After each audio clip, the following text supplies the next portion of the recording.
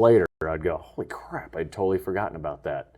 But the bottom line is I think that hero to zero, that transition period, you're very vulnerable, and if you don't talk about it and let it all out to someone, it doesn't have to be a shrink. Heck, it can be, during an interview on a podcast, but get it out so that you can continue moving forward and reinstate your hero status, even though you're a zero at that moment in time. You know what I mean? Is this in the last 4 years when you got out?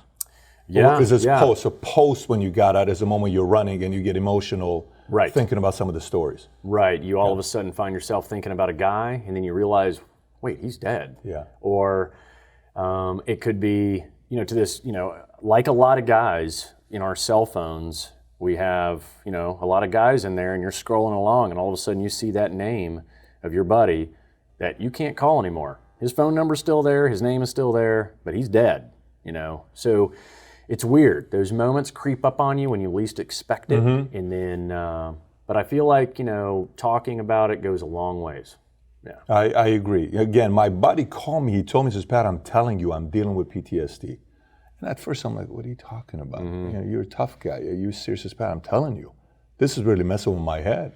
And then one day I had a conversation, it was late at night, I had a conversation with him for an hour and a half. I'm like, this guy's really having a tough time with this. I kind of put myself in a situation, now I get it. He saw some stuff, some things like maybe I could have done better, because some of those situations, like the regret of saying, what if I could have done this better? What if this, what if that? But, it's interesting you describe it the way you do. I definitely do know that there's a lot of good guys. I was asking you about the local guys, Elite Meat, what they do. They're heavily involved with Navy SEALs guys to help out with it. Any other movies where you said this movie really, is believable in the life of who you lived and what you did? Oh, for what I did? Yeah. Oh, yeah. Charlie Sheen and Navy SEALs. Come on. You go old school.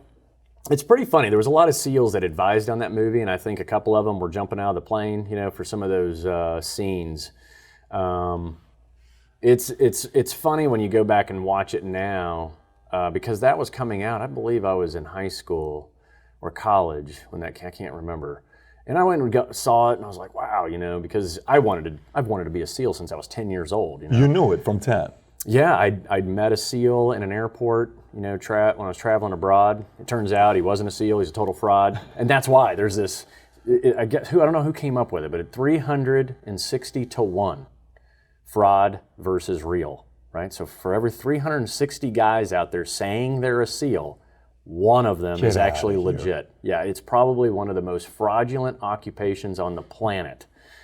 And it didn't help. For a time there, Maxim magazine was putting in this, who do you want to be at the bar thing. I don't know if you saw that.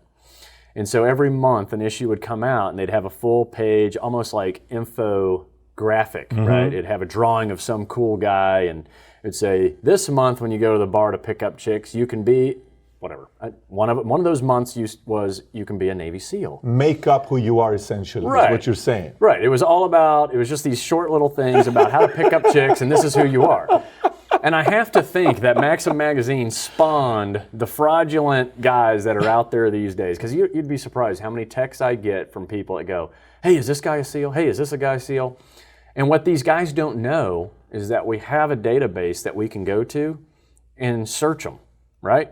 And 9 times out of 10, they are not in the database. Wow. Yeah. And that's the guy who inspired you, though. But it was a guy, he was totally fake, and then it wasn't until once I was in the military, asked around, did some research, and turns out that everything he told me was just all bullshit. Yeah. So we were on a flight, and Mario, you remember this lady sits next to me. Did you go there as well?